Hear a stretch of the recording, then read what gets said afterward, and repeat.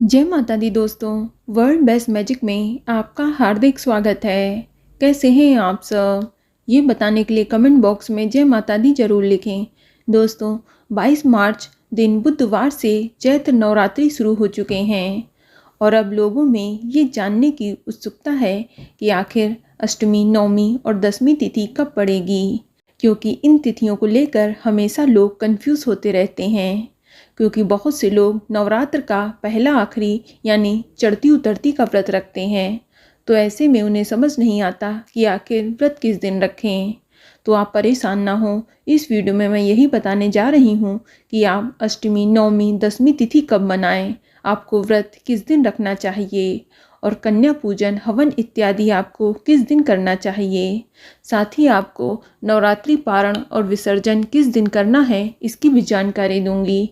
लेकिन video start करने से पहले आपसे रिक्वेस्ट है कि अगर अभी तक आपने हमारे YouTube channel world best magic को सब्सक्राइब नहीं किया है तो जल्दी से सब्सक्राइब करके बेल आइकन दबा दें।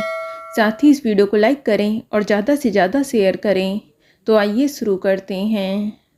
दोस्तों, इन दिनों चैत्र नवरात्रि का पावन पर्व चल रहा है।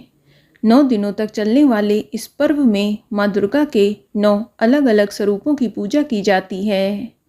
दोस्तों, नवरात्र की अष्टमी और नवमी तिथि का विशेष महत्व होता है, क्योंकि इन दिनों लोग अपने घरों में कन्या पूजन व हवन इत्यादि का आयोजन करते हैं और इस बार पूरे 9 दिन का नवरात्रा पड़ रहा है।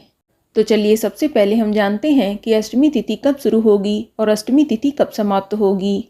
तो आपको बता दें, अष्टमी तिथि की शुरुआत 28 मार्च 2023 की शाम को 7:02 पर हो जाएगी और अष्टमी तिथि की समाप्ति 29 मार्च 2023 की रात को 9:07 पर होगी।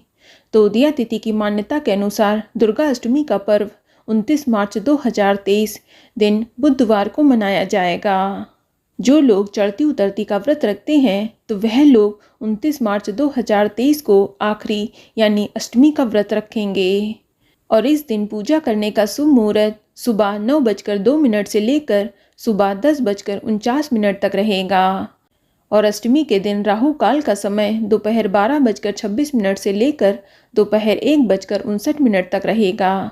तो आप इस समय को अवॉइड करें पूजा से जुड़े किसी भी काम के लिए, इस बात का आप ध्यान रखें। दोस्तों, दुर्गा अष्टमी के दिन माँ महागौरी की पूजा की जाती है। माँ महागौरी माँ दुर्गा का 8वां स्वरूप है। इस दिन आप माँ महागौरी की विधिवत पूजा अर्चना जरूर करें। दोस्तों, दुर्गा अष्टमी के दिन रवि योग और शोभन योग भी बन रहा है।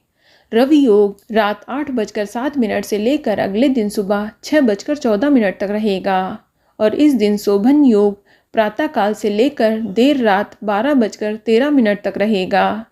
चलिए अब जानते हैं नवमी तिथि के बारे में। तो दोस्तों, नवमी तिथि की शुरुआत 29 मार्च 2023 की रात को 9:07 पर हो रही है और नवमी तिथि की समाप्ति 30 मार्च 2023 की रात को 11:30 पर होगी। इसलिए उदया तिथि की मान्यता के अनुसार महानवमी का पर्व या रामनवमी का पर्व 30 मार्च 2023 दिन गुरुवार को मनाया जाएगा। दोस्तों, महानवमी के दिन माँ सिद्धिदात्री की पूजा अर्चना की जाती है। माँ सिद्धिदात्री माँ दुर्गा का 9वां अवतार है।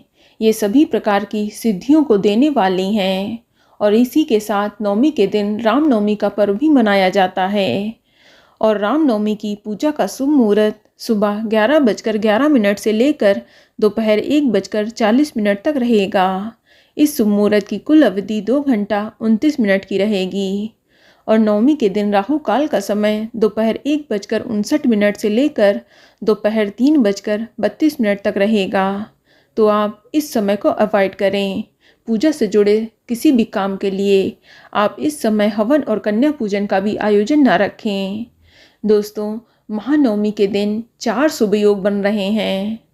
दुर्गा नवमी के पूरे दिन सर्वार्थ सिद्धि योग और रवि योग रहेगा और नवमी के दिन गुरु पुष्य योग भी रहेगा, जो रात 10:59 से लेकर सुबह 6:13 तक रहेगा और अमृत सिद्धि योग भी रात 10:59 से लेकर सुबह 6:13 तक रहेगा। दोस्तों, नवरात्र में अष्टमी और नवमी तिथि के दिन कन्या पूजन का विधान है। आपके यहाँ जिस भी दिन कन्या पूजन होता है आप उसी तिथि में कन्या पूजन करें। यदि आपके यहाँ अष्टमी तिथि के दिन कन्या पूजन किया जाता है तो आप 29 मार्च 2023 दिन बुधवार को कन्या पूजन रखें, और यदि आपके यहाँ नवमी तिथि में कन्या पूजन किया जाता है तो आप 30 मार्च 2023 दिन गुरुवार को हवन और कन्या पूजन का आयोजन करें। दोस्तों, कन्याओं को माँ दुर्गा का रूप माना जाता है, इसीलिए नवरात्रि में कन्या पूजन करके उनका आशीर्वाद जरूर लें। ऐसे में इस साल कन्या पूजन 29 मार्च और 30 मार्च दोनों दिन में भी किसी भी दिन किया जा सकता है।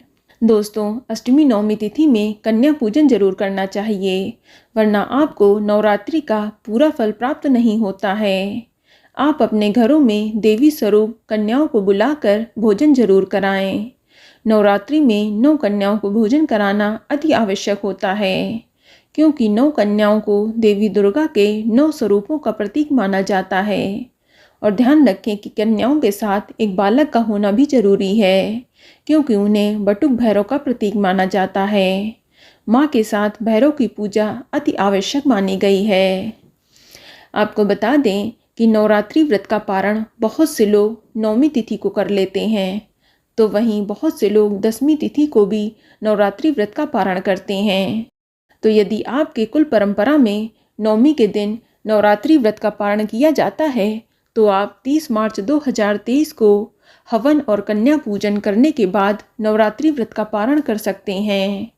और यदि आपके यहाँ 10वीं तिथि में नवरात्रि व्रत का पारण किया जाता है तो इस बार 10वीं तिथि की शुरुआत 30 मार्च 2023 की रात को 11:30 पर हो रही है, और 10वीं तिथि की समाप्ति 1 अप्रैल 2023 की तड़के 1:58 तक रहेगी। तो दिया तिथि की मान्यता के अनुसार 10वीं तिथि 31 मार्च 2023 दिन शुक्रवार को मनाई जाएगी। तो जो लोग 10वीं तिथि को नवरात्रि व्रत का पारण करते हैं तो वे नवरात्रि व्रत का पारण 31 मार्च 2023 दिन शुक्रवार को करेंगे, और इसी दिन नवरात्रि का विसर्जन भी किया जाएगा। तो दोस्तों, ये जानकारी आपको अच्छी लगी तो कमेंट में जय माता दी जरूर लिखें, और अगर आपका कोई सवाल है तो उसे कमेंट बॉक्स में अवश्य पूछ लें। और इस वीडियो को लाइक करें, शेयर करें और साथ ही साथ चैनल को सब्सक्राइब करें। धन्यवाद।